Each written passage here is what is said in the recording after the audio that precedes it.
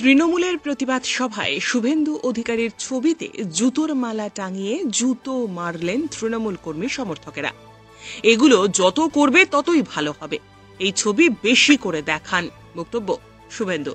মুখ্যমন্ত্রী মহাকুম্ভকে মৃত্যুকুম্ভের সঙ্গে তুলনা করেছিলেন, যার প্রতিবাদে রাজ্যের বিভিন্ন জায়গায় মুখ্যমন্ত্রীর কুশপুত্তলিকা দাহ করা হয় বিজেপির পক্ষ থেকে। মুখ্যমন্ত্রীর কুশপুত্তলিকা দাহ করার প্রতিবাদে তৃণমূলের তরফ থেকে পূর্ব মেদিনীপুরের মেচেদার শান্তিপুরে একটি প্রতিবাদ সভার আয়োজন করা হয়েছিল। এই সভায় শুভেন্দু অধিকারীর ছবিতে জুতোর মালা টাঙিয়ে জুতো মারলেন বেশ কিছু তৃণমূল কর্মী সমর্থকেরা।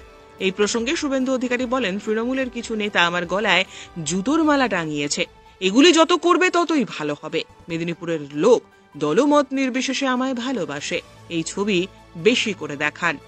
তৃণমূলের কতগুলো মুসলমান নেতা মেছে দেয় আমার গলায় জুতা পরিয়ে টাঙ্গিয়েছে বিকালবেলা আজকে।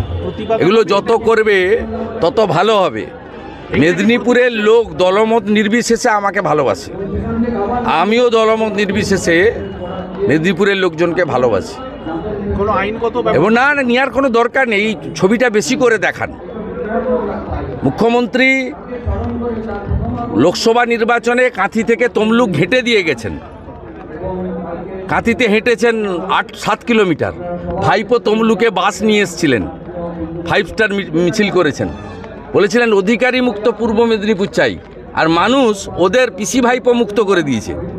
আমার গলায় যে জুতোর মালাটা পরিয়েছে ওরা তৃণমূলের মুসলমানগুলো, সেই ছবিটা ভালো করে যদি পারেন দেখান, যত দেখাবে একদম সাফ হয়ে যাবে। শুধু পূর্ব মেদিনীপুর নয়, অবিভক্ত মেদিনীপুর থেকে সাফ হয়ে যাবে। প্রতিবাদের ভাষা কি এইরকম হওয়া উচিত?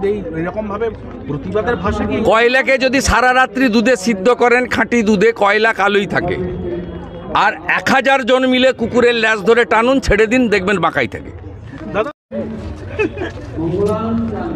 এই মুসলিম লীগ টু তৃণমূলকেও সোজা করা যায় না। যদি রাষ্ট্রপতি শাসন হয়, যদি 355 করে পুলিশ তুলে নেয়, আর যদি জনগণ হিন্দুরা একটু সাহস করে বেরিয়েছে, এদেরকে হারিয়ে দিতে পারে। ব্যুরো রিপোর্ট, উত্তরের প্রহরী।